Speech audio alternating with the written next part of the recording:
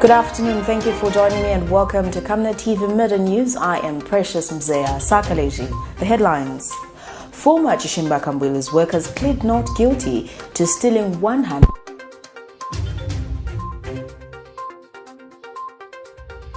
Hello, have you heard about Msika? Do you know that you can advertise for as low as 150 kwacha for 30 seconds? Well, Msika is here. Advertise on Msika between 17 hours and 18 hours. Just tell us about the services that you offer and we'll gladly put you on the market. For more details, you can contact +260 953 995099.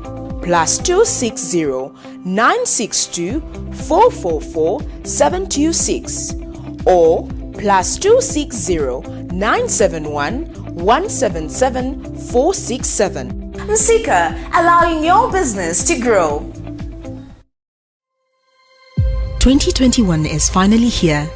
Zambia is at the crossroads heading towards general elections this August.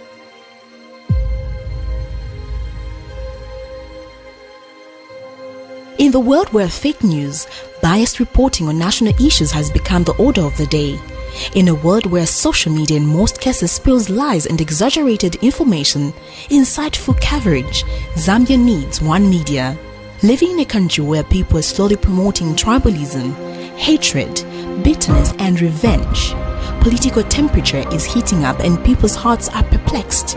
Zambia needs one media. Zambia being a Christian nation living under the lordship of Jesus Christ, the nation cannot afford a compromised gospel. Zambia needs a prophetic media house. For hope, peace and unity, Zambia needs Camnet television. For non-biased, factual reporting, balanced opinion, accurate news coverage, Zambia needs Camnet television. For national projects and development of our beloved country Zambia, watch Camnet TV on channel 274 DSTV, channel 98 on Go TV and channel 106 on Topstar. Remember, Camnet TV is not just another channel. We sincerely apologize for that interruption. Now the Midday News headlines. Former CHISHIMBA KAMBWILI'S workers plead not guilty to stealing $160,000. The poultry industry hit hard by economic shock. And now the Midday News in detail. 5 former workers of National Democratic Congress leader CHISHIMBA KAMBWILI, accused of stealing his money amounting to $160,000 United States dollars, have pleaded not guilty before Lusaka magistrate Tandosa Chabala for the alleged offense. This is in a matter in which 5 former employees of the NDC leader, while acting together with an army officer, a police officer, a former police officer and the 23-year-old student who happened to be the best friend to the daughter of the opposition leader, orchestrated to plan and steal the money. All the 9 accused denied the allegation when they took plea. The 5 former employees are a driver, maid, houseboy, garden boy and security guard.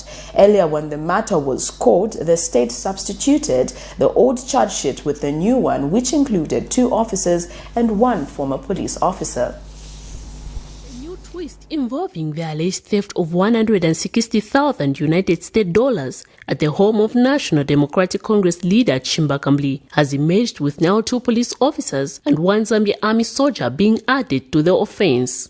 Last week Friday, when the accused first appeared before court, only 5 of CHISHIMBA KAMBWILI'S former employees and his daughter's best friend were before court. The 6 had failed to take plea, as one of the accused person was not before court. However, Monday morning, the court was informed of new changes to the charge sheet after the state substituted the old charge sheet with a new one that included the now 3 men in uniform.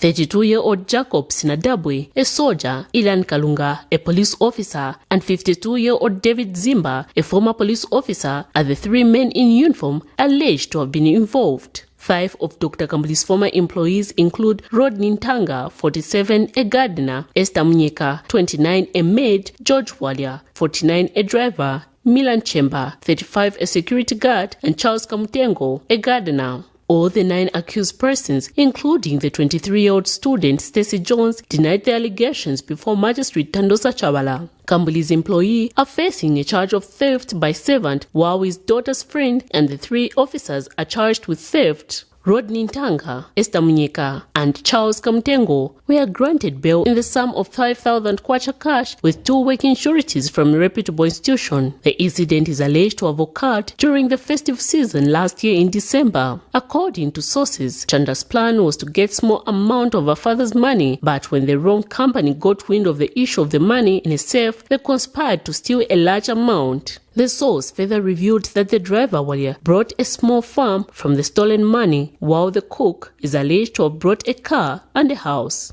The source said the other recovered money was from the kid man who miraculously was gifted with the amount as the cartel was about to exit the KAMBWILI'S residence. Miriam Kemba, reporting for Camnet TV News.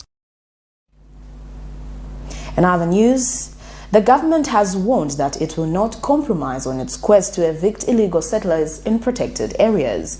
Minister of Tourism and Arts Ronald Chitotela has hauled officers from the Department of National Parks and Wildlife working with the District Joint Operation Committee for evicting the 233 families who were squatters in Lukusuzi. Speaking after he visited Chakomene Wildlife Camp under Lukusuzi National Park, Mr. Chitotela says the next target is to remove those in the Kafue Flats and Mumbwa Game Management Area so that sanity can return in PAPS. He says he stands ready to support his officers in doing the right thing.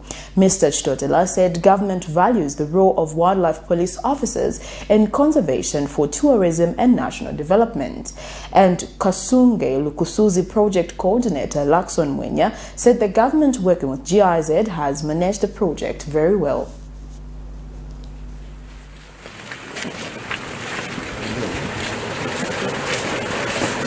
This is the operations complex, Orders, march! In Kafue National Park, in Kafue ecosystem, whether they like it or not, you have to move. Those must move. They've got where they came from, they must go back to where they came from. No two ways about it. No two ways about it. The criminality, it will be criminality, whether committed by my friend, whether committed by a PF member, and unfortunately we are in an election where blackmail is the song of the day. No, I will not vote for it. No, don't blackmail me because of illegal voting and you want to use illegality for you to blackmail the system. No. And most of the people who encroach the national parks, they don't do it for agriculture, for pure for criminality, for poaching. And they commit a lot of illegal activities. At the end of the day, they want to hide behind, no, we are fishermen. Today, Kafue Red Lake was the envy in the region. But if we are not careful, we remain with nothing. The project was launched in September 2016, and the permanent secretary for Eastern Province launched the project right there in Chipata. The project has now been implemented for 4 years now. It came to an end last month. But why am I here? I am here, Honorable Minister, because my contract was just extended by 1 month until end of this month, simply to wind up the activities of the project. Well done.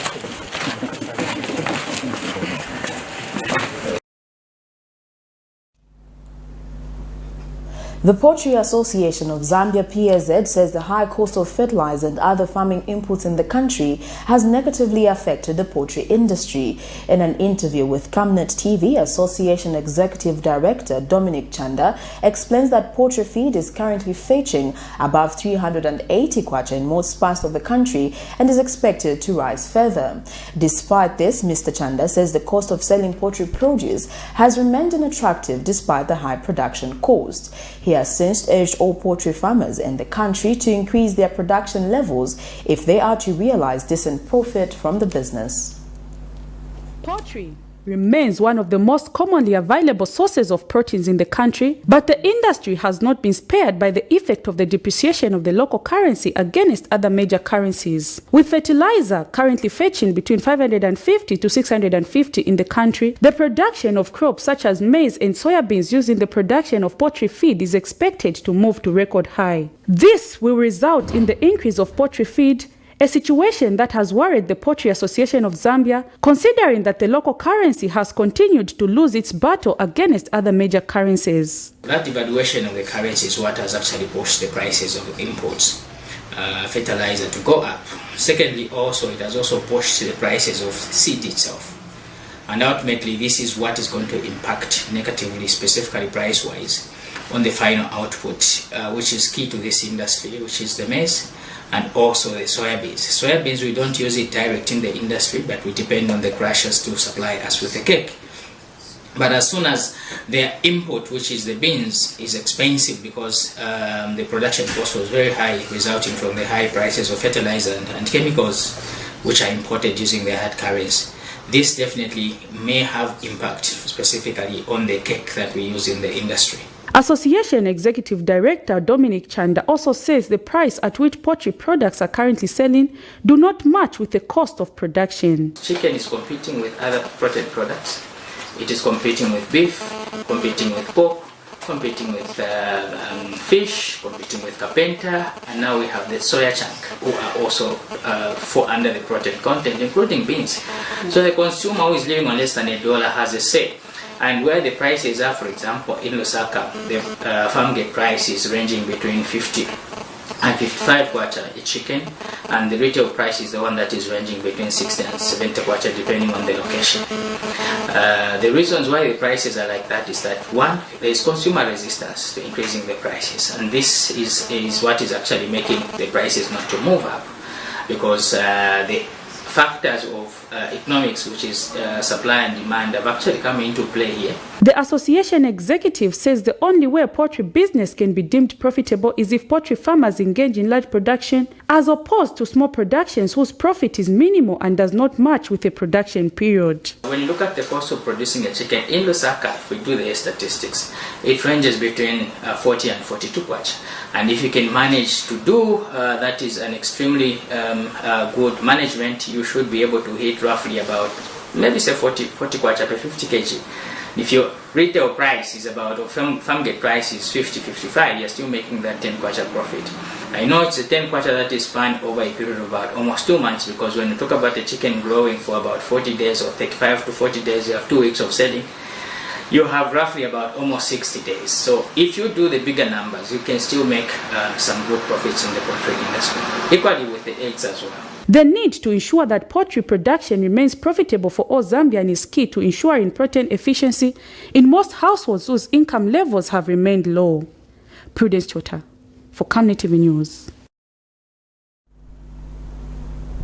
In other news, the Zambian National Education Coalition ZANEC has opposed the automatic progression of pupils from grade 7 to grade 8. The 2020 grade 7 national progression rate was pegged at 100%, as was the case in 2019 due to the current automatic progression policy.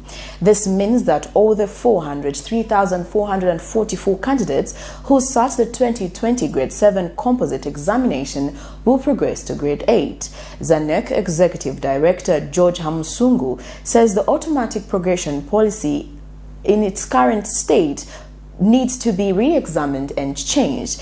Mr. Hamusungu says the allowing children in grade 7 who cannot read or write to progress to grade 8 is not right. ZANEC would like to advise the Ministry of General Education to consider changing its policy so that such children can either repeat or progress through the vocational career path.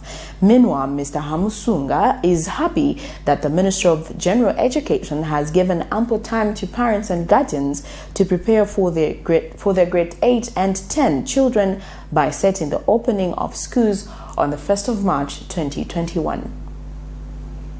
A report by OECD's Program for International Student Assessment showed that only 5% of our grade 7 learners demonstrate minimum proficiency in literacy. This means that by having the automatic progression policy, we are allowing children in grade 7 who cannot read and write to progress to grade 8. ZANEC would like to advise the Ministry of General Education to consider changing this policy so that such children can either repeat or progress through the vocational career path. We are grateful that the ministry has given ample time to parents and guardians to prepare for their grade 8 and grade 10 children by setting the opening date for schools on 1st March 2021. This is important, especially that ZANEC is concerned that most parents of late have neglected the obligation to pay school fees, thereby making the running of schools amidst the COVID-19 pandemic very difficult by school management. Well, that news item brings us to the end of Camnet TV Midday News, but before we go, the headlines once again. Former CHISHIMBA KAMBWILI'S workers plead not guilty to stealing $160,000 US. The poultry industry hit hard by economic shock. That is all. Thank you for joining me. I am Precious Mzea Sakaleji. Stay safe. Good afternoon.